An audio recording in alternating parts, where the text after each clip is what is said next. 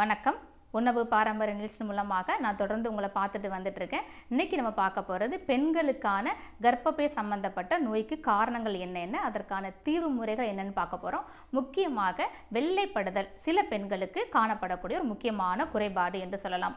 என்ன காரணமே தெரியல, எங்களுக்கு அதிகப்படியாக வெள்ளைப்பட்டுருக்கு அப்படிம்பாங்க. நிறைய காரணங்கள் உண்டு. சில பெண்கள் அதை மருத்துவரிடத்தில் வருவாங்க, சில பெண்கள் அதை சொல்கிறது இல்லை. நிறைய அதோடு சேர்த்து வெள்ளைப்படுதலோடு சேர்த்து சில வகையான பிறப்புறுப்பில் சில வகையான ஊறல், அதில் வரக்கூடிய ஒரு வகையான ஒரு நாற்றம், இதற்கெல்லாம் காரணங்கள் என்ன, இது சொல்ல முடியாத சில பெண்களுக்கு ஒரு தீர்வு உண்டாகட்டும் என்ற நோக்கத்தோடு இன்றைக்கி இந்த நிகழ்ச்சி நான் பண்ணிட்டு இருக்கேன். முக்கியமாக என்ன காரணங்கள் தெரிஞ்சுக்கலாம். முக்கியமாக சில வகையான உடல் பருமன், சில வகையான கர்ப்பப்பை புண், இது ரெண்டும் ஒரு முக்கியமான காரணம். அதோடு சேர்த்து சில வகையான உடல் சூடு அதிகமாக இருக்கும் பொழுது இந்த வெள்ளைப்படுதல் முக்கியமான காரணமாக காணப்படும். அதே போல் டிவார்மிங் என்று சொல்லக்கூடிய சில 6 மாதத்துக்கு ஒரு முறையும் 4 மாதத்துக்கு ஒரு முறையும் நம்முடைய வயிற்றுப்பூச்சிக்கான மருத்துவம் எடுக்காத, அந்த ஷெட்யூல்டே எடுக்காத பெண்களுக்கும் இந்த வகையான ஒரு குறிகுணம் காணப்பட்டு இருக்கும். அதே நேரத்தில் பாலிசிஸ்டிக் ஓவரி சிண்ட்ரோம் என்று சொல்லக்கூடிய பிசிஓடி,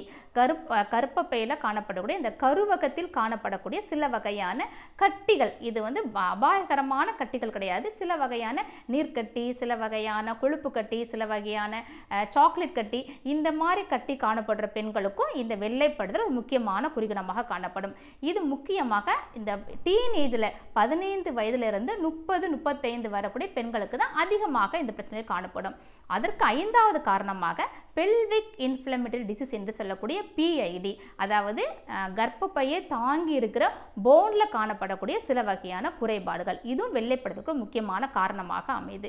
இதுக்கு என்ன தீர்வு முறை, இதுக்கு நாங்கள் என்ன பண்ணுறது அப்படின்னு பெண்கள் எல்லாம் குழப்பத்தில் காணப்படுவீங்க.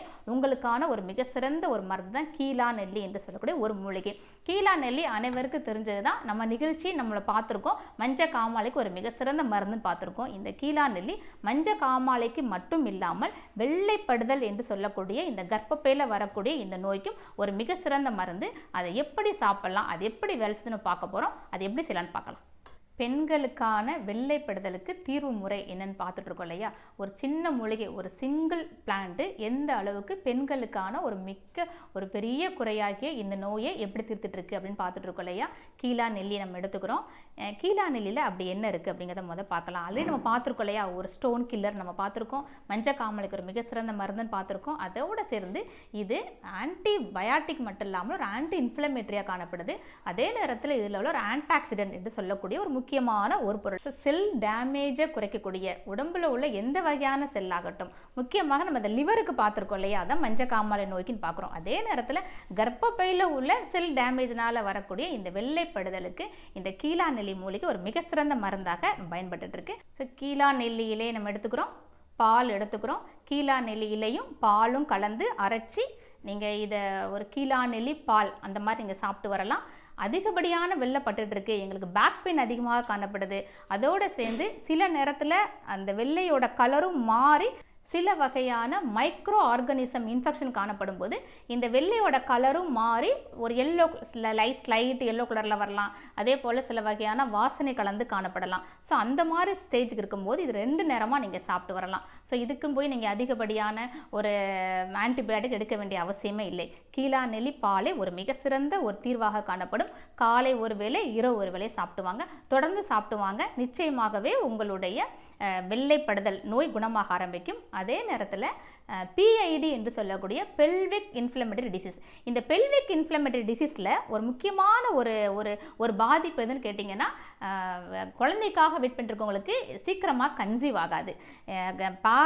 பெல்விக் இன்ஃப்ளமேட்டரி டிசீஸ் இருக்கும்போது ஒரு நல்ல கருமூட்டை உருவாகாது. நல்ல கருமூட்டை உருவாகினாலும் அது கருப்பதியாது. ஸோ அந்த மாதிரி பெல்விக் இன்ஃப்ளமேட்டரி டிசீஸ் உள்ள எல்லா பெண்களுமே உங்களுடைய ஸ்கேன் ரிப்போர்ட்லேயே வந்துடும்.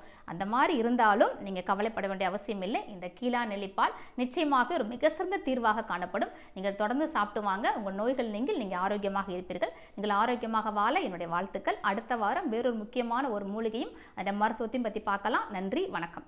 அரசியல் பூனைகளும் புலிகளும் ஒரு மீன் துண்டத்தையோ அல்லது கரித்துண்டையோ காட்டி பூனையை எங்கு வேண்டுமானாலும் இழுத்து போக முடிகிறது.